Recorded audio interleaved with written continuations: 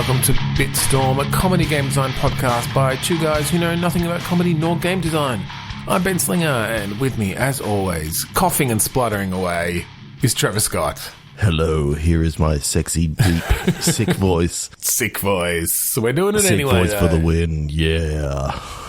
Yeah, so I've been feeling a bit under the weather, but I'm like, you know what? I can sit here for half an hour and talk. That's it. It's half an hour, and it's really not that much work. And it's video games, and it's fun, and we're going to do some Click Pitch. Yeah. And Click Pitch is a game where we each have a random word generator in front of us, and on the count of 3, 2, 1, click, we're each going to get a new word. Yeah. And we're going to throw those together, and we thought we'd maybe theme it this week on the back of Hades 2 coming out in early access, which is, you know, a favourite of ours.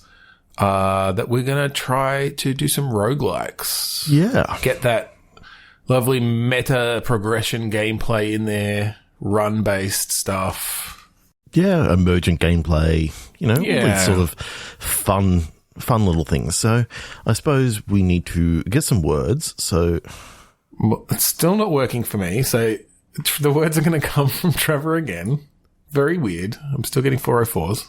That is so weird. Why are you getting 404s and I can go to it just fine? Very strange. It does say here not secure. I get the not secure, but it literally says 404. It doesn't just give me the option to like push through. So yeah, that's weird. Okay, the two words are testing and guessing. Okay.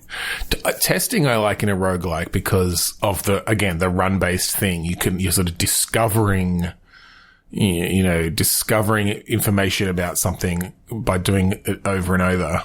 Yeah, and you don't necessarily know how does this door open over here. Okay, what random things do I need to actually do? Okay, it turns out that I needed the blue key card, you know, sitting over there, and then the gem sitting in the pedestal with the sunlight hitting it, and, you know, you could definitely have... Yeah, maybe it's like... maybe you're a crash test dummy, or not quite a crash test dummy, but you're a robot or something, and you are testing out like these almost like deadly escape room things. Yeah. For some evil mastermind, you know. He's going to capture people and put them in there, but he needs you to test them out first. And then, they get randomly generated, and you start getting that sort of emergent gameplay of... I need to figure out how to unlock this sort of door, or and then it's like bounce the light off a...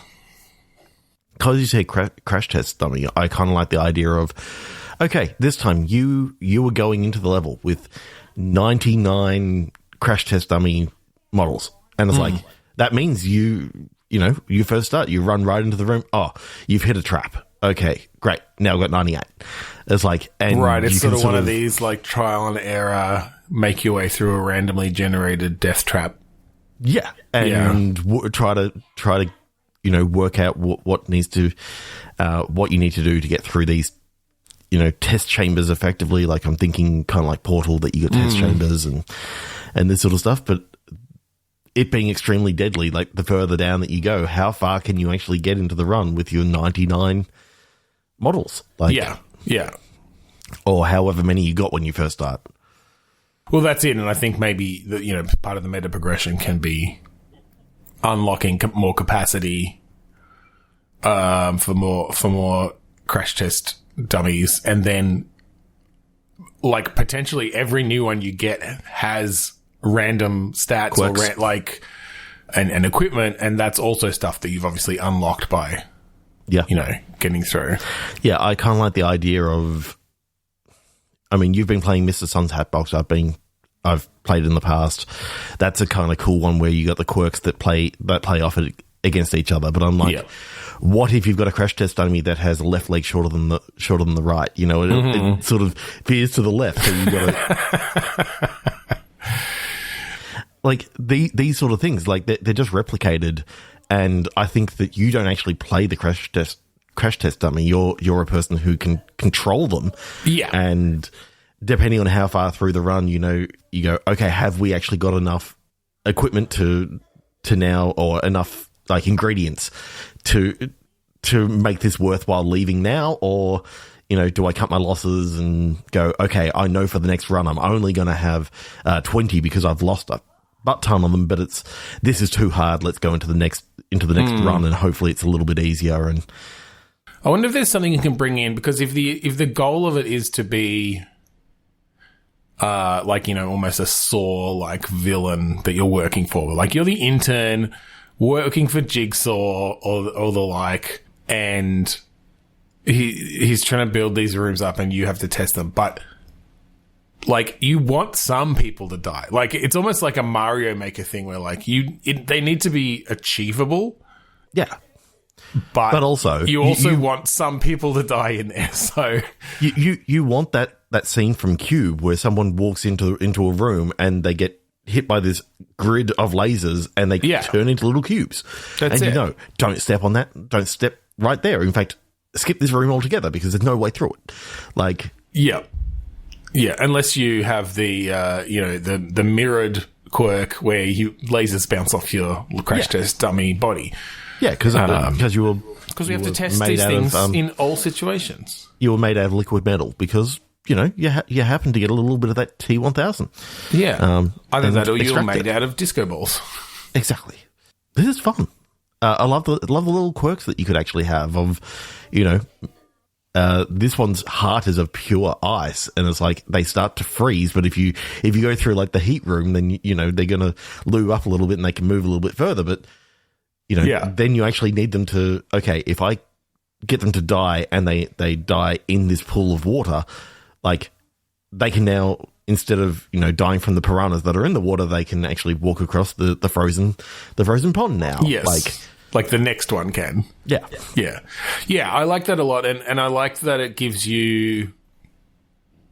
And 99 is probably too high in the beginning, but if you're expecting that you'll lose some, part of the figuring out these rooms is literally, that room is completely impossible to get through with the people that I have.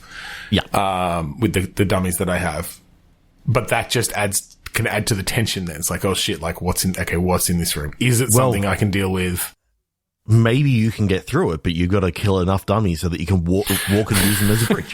So you're not actually touching the floor. So if you kill enough dummies and they become like a living bridge, and that's one way that you get across this. But maybe you don't want to do that. Maybe you want to, like, you see, okay, I can cross, over the bridge up there, knowing that it seems to be a touch sensor down here or some sort of laser grid that I'm crossing over down here. Yeah, you could have different connections and stuff there that you figure out. That's cool. That is really cool. Okay. 3 click. Yeah. Ooh. Leech and 7. 7? Okay. 7. Number 7 and Leech. Leeches. I mean, Leech, I immediately go to Swamp. And I start thinking about, okay, how long can you survive going through the swamp? You're getting covered in leeches if you end up in the swampy water, so you got to find your way through this swamp. Kind of similar to I'm thinking like Metal Gear Solid 3 was based in like swamplands and all that sort of stuff. That could be a bit of fun of sneaking in somewhere and it's randomized and you've got like sneaking different things to try to make it through. To change it up a bit from just purely action based, I certainly like sneaking. It gives me almost like being hunted by the predator vibe and that sort of thing as well, covering yourself in mud.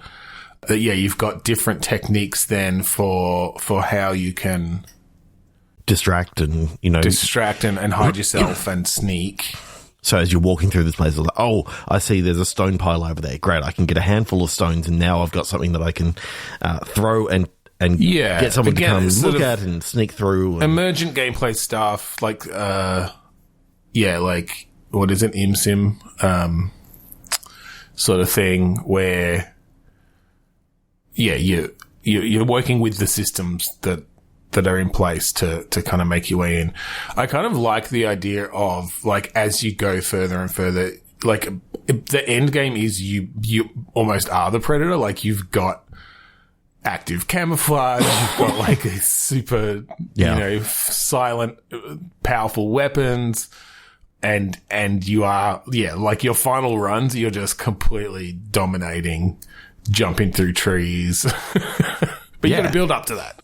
You can't go straight through that. No. And then the next time that you go in, like you'll kind of be back down at the start again. Like you haven't found those particular things yet, or you haven't got to the place where you can get them to drop it in. Like it depends on how that meta progression will work. Because I do like that. I've been watching a bit of Binding of Isaac runs recently, and just the fact that you start out really weak and then by the end you can be like unstoppable.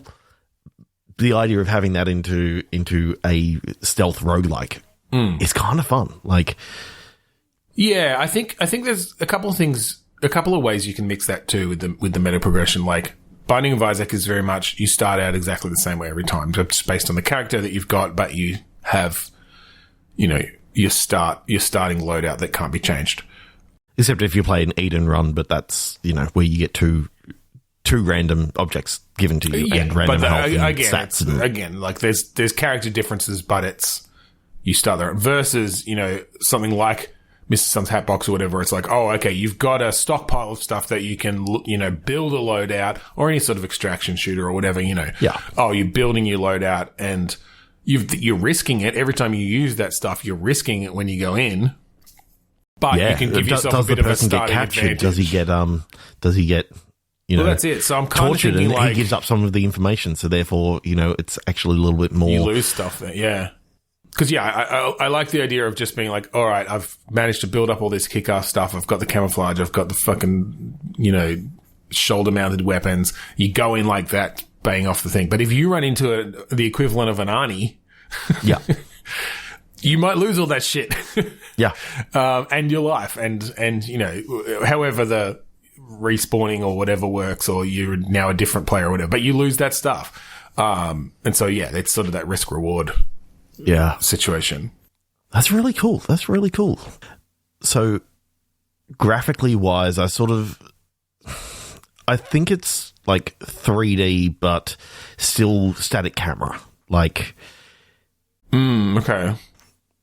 So sort of like enemies are maybe confined to rooms per se, but like not really rooms. Like they're kind of just overgrown like bushes and all that sort of stuff. Specific areas and stuff. Yeah. So you can have some night missions. You can have some daylight, rain. Like there's so many different things that you could do. And maybe you're doing it in the rain. That means things are slippery now. Like.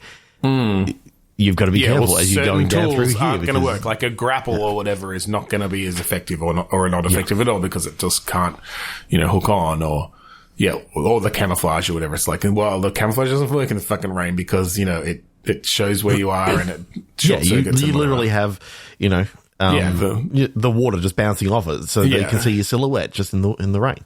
Yeah. All Hollow Man-esque because. Oh, yeah. So good. I love Hollow Man. Such a good film. But I think I like that idea of it being specific areas because then you're dealing with a limited number of enemies that you can kind of focus on. It's like, okay, exactly. This guard's got a patrol here. This guard's looking out over here. All right, I can build a strategy and know that you're not going to be surprised, by someone just walking in off camera or whatever. There may be other surprises. There may be a guardhouse or whatever that if you trigger something, more guards come out or whatever it is, but. Like you don't know what's behind that guy over there who's got, there's a fence and then there's a little guardhouse off to the side.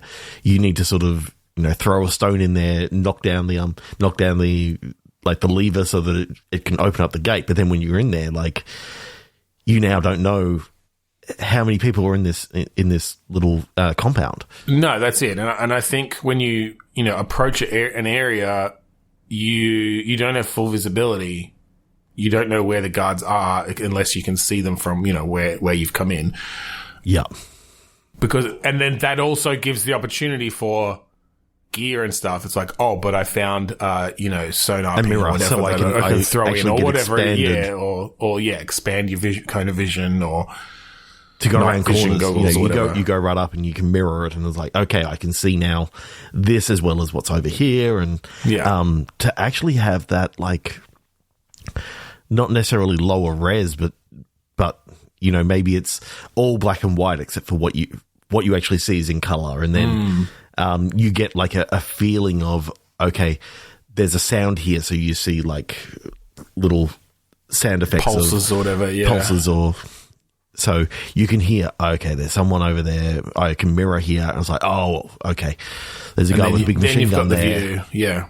Well, and I like that it. idea kind of it fading slowly as well. Like once you've got a sense of it, it's like, okay, I know that guard was there, and you've sort of got your knowledge that goes stale after a while because they might move, but it stays there on screen. So But maybe if you're watching him and you see that he's literally going backwards and forwards, and that's all he does, it's like, okay, you can mark down.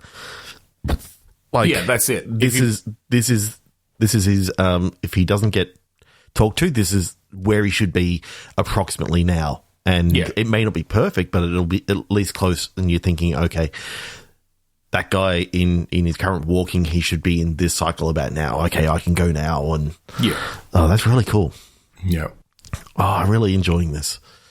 There is something special about roguelikes where, because it's generally limited runs, you can kind of distill the gameplay down a bit. Yep. You're not trying to make it work and be completely novel across the whole storyline or whatever.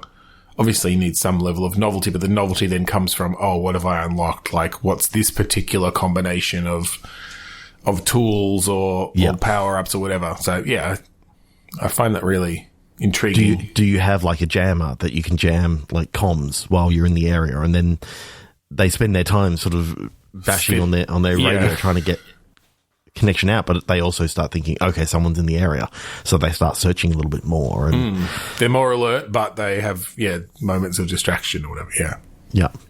It's cool. Right. There's so many cool things that you can do with that. I'm really loving that one.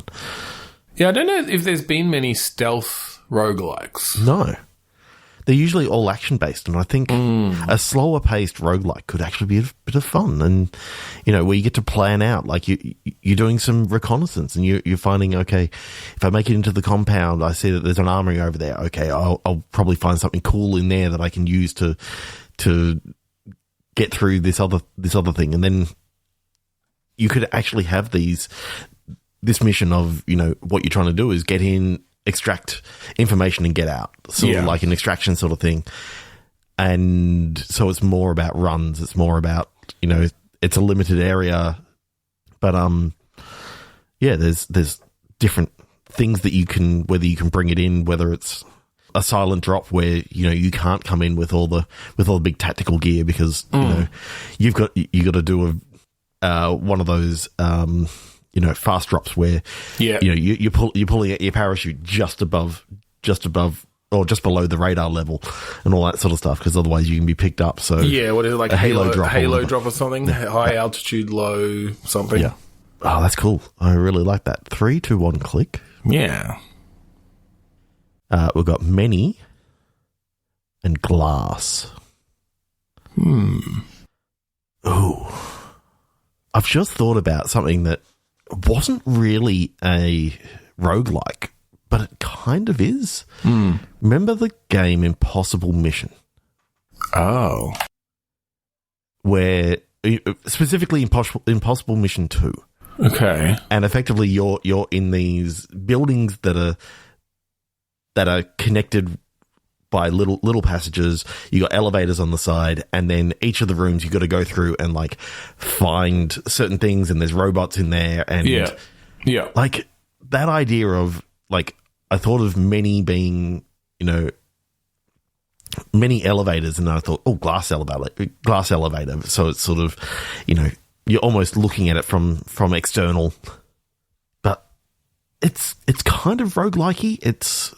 It was very 2D. It was very, puzzly, getting through the room, not getting killed by the robots. Yeah, I like that. I like that idea. It reminds me a little. It ties in well because the first thing I thought of with glass was, and I usually forget the name of this game, but I looked it up. It was Gunpoint, which was yes, by what's his name, who did Heat Signature and stuff as well. Yep.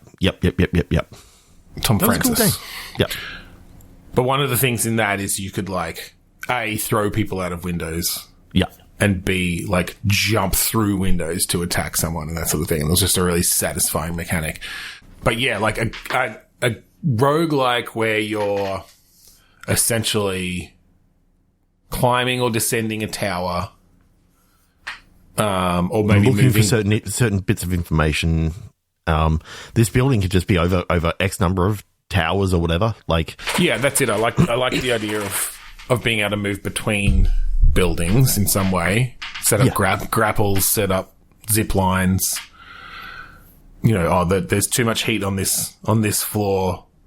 All right, zip down to that balcony and go on the other building and then come when you down find a few another zip floors. line, then you can sort of come on back down. But of course, you can't go back up a zip line because it's too slippery. Yeah. Like, No, that's it. You've forfeited whatever else is on those floors, basically. yeah.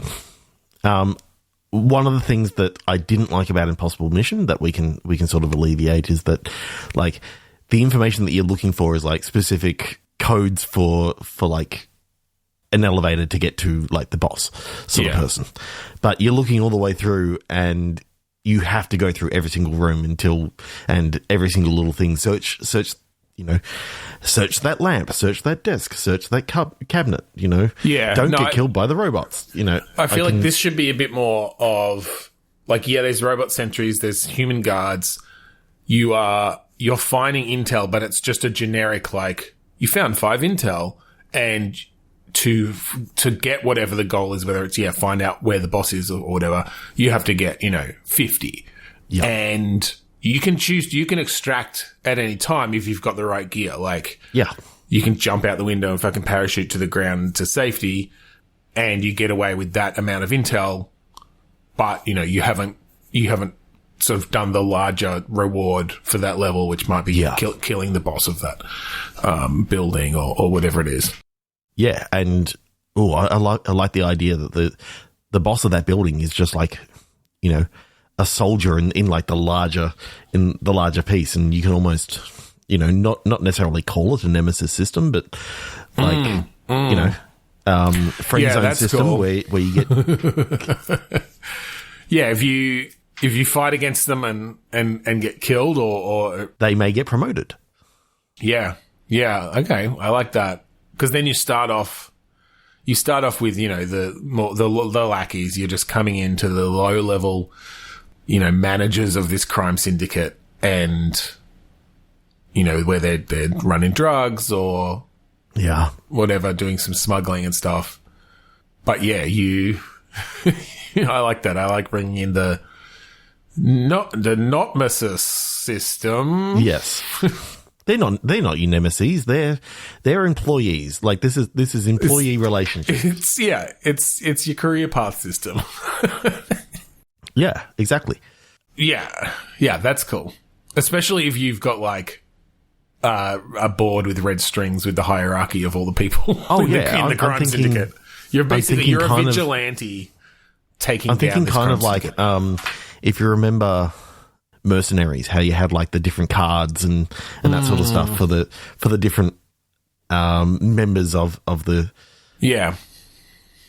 I think organization. The idea of being able to go, okay, I'm going to attack this satellite office, or I'm going to go in here and try and get all the information out of here, and you can just up and up and up until finally you got like the Nakatomi Tower sort of. Absolutely, yeah. I actually love this idea now because it feels very almost a bit John Wick or something where not that you're the badass that he is when you start, but someone in this crime syndicate has fucking killed your kid or something, or your dog or whatever it is, right? Yeah. This is your cat. This is your cat. Let's go with the cat. This is pure revenge. It's like, in revenge for that, you killed Mrs. Cuddles.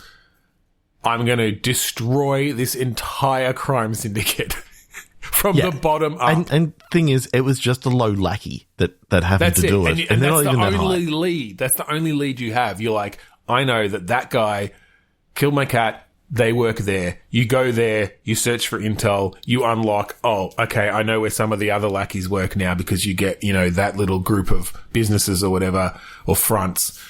And then, as you flesh that out, you get the board filling out, you start getting information about higher ups, and you can tackle them in any order that you want, and get more information each time. Maybe they locked that one down. So it's like, okay, let's not go back to that one. Let's go back to one of the other smaller ones where I haven't attacked for a while.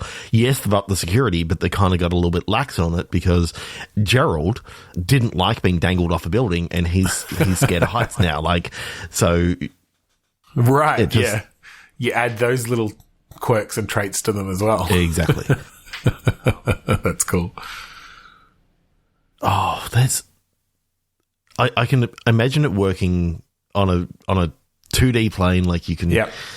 It's not necessarily going through like a standard office. I'm picturing. Oh, it could be all sorts of things. Warehouses, and apartment buildings and stuff that they're running drugs from. You have to not kill innocents and things who are just in the way. Yeah.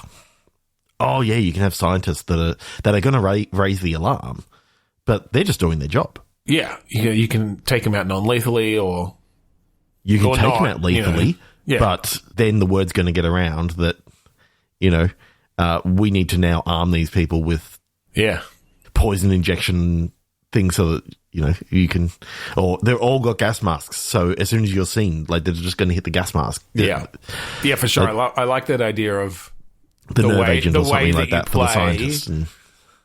Ripples out to change, how each future levels are going to be. That's cool. Very roguelike. I'm picturing it as some gunplay, but also a lot of stealth stuff as well. Yeah. A lot of, dodging security cameras, watching patrols, sneaking up behind them and taking them out quietly from behind without being seen, Can you do Hitman-esque things of, find a scientist, pull them into a thing, drug them, and now you got a science coat on and you're walking through. But if you've got too much blood coming out of your nose and that sort of stuff, it's going to gradually soil the well, you could come up with some sort of mechanic there around. It only works for a certain amount of time or whatever, Yeah, before it gets degraded because you're sliding around everywhere. You're climbing through fucking vents and you got sweat and dust all over this thing. No one's gonna. No respectable scientist working here is gonna. You can totally take out a robot and wear it as a robot suit, and it only works for a short amount of time. It doesn't convince anyone, but you can use as weapons, and you've got some armor. So. Yeah, okay, I love it. I love it. And, I mean, we've only talked about, different buildings and that sort of stuff within, and it feels like it's one city, but you can go global with this. You can change it up so it's now we're in Neo-Tokyo, so there's a lot more neon around and all this sort of stuff. And this one's in a, daylight mission, so you're in the middle of the day and you've got, your 9 to 5 workers and you're trying to get through without being noticed. Yeah. You're searching these things, and when shit goes down, and it will, effectively, at some stage, you're going to trip off an alarm. And then it's all hell for leather, just escape however you can. And that's, can you pass the security checks 5 times in a row? Yes, you could, but the 6th time that you went one too many. Well, or just on a mission like that, you probably are mostly doing disguise. It's all right, grab someone's business suit right away, put them in a closet. Okay. You've pretty much got free reign. A costume like that, or an outfit like that, if you're not doing a lot of strange activities, it's going to last for a while because who knows everyone else at a fucking office building or whatever anyway. But did the janitor go in and... I mean, that's a possibility, but, your mission is to get intel, and so you are breaking into things that you're potentially not supposed to be. And so there's the chance that an alarm will get set off, or maybe you use your card in the wrong thing and they lock down that card and now you can't, now you're stuck. So now you got to find another card, you got to swipe it off someone or... Yeah. I just love the idea of middle managers going, oh, you're Bill, aren't you? And it's yep. Yep, I'm Bill. And you just get to have those conversations. Yep, sort of Bill from the third floor. Yep, that's it. Oh, what are you doing? What are you doing up here? I haven't seen you for ages. You just like give him a bit of a hug, steal his ID, card. Like little. I do love some of the like emergent stuff that could come from. Yep.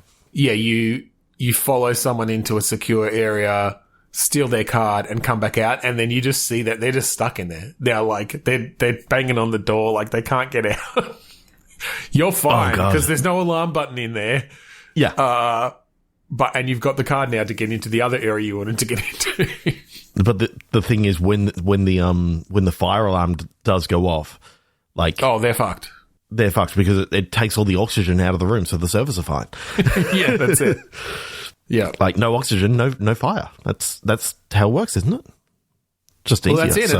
and that's another option. Clear the room by setting off the fire. You know, you need to get into the server room, set off the fire alarm, put on your own oxygen tank. And what's great about that is the fire department come up, you get into your fire department stuff, and you walk right out. You walk out the fucking door with that's the rest it. of them. If you can do that sort of stuff, like just with systems based sort of stuff, there's gold there. Like there's a lot of cool emergent stuff. There's, for some reason, I'm just picturing in this building right now, there is actually an evacuation test that is actually happening. So you got all the fire wardens out, directing people where to go, and everyone's walking down the stairs, and you've got a small amount of time before they start, walking around the whole place to make sure everyone's out. Make sure everyone's out. Yeah. Maybe you've got you can get a warden helmet and vest, and pretend that I've been doing this, but if your charisma isn't good enough, and you can't actually talk the talk because you didn't take those points in, or you skipped the fire safety training that was offered at the very start of the game.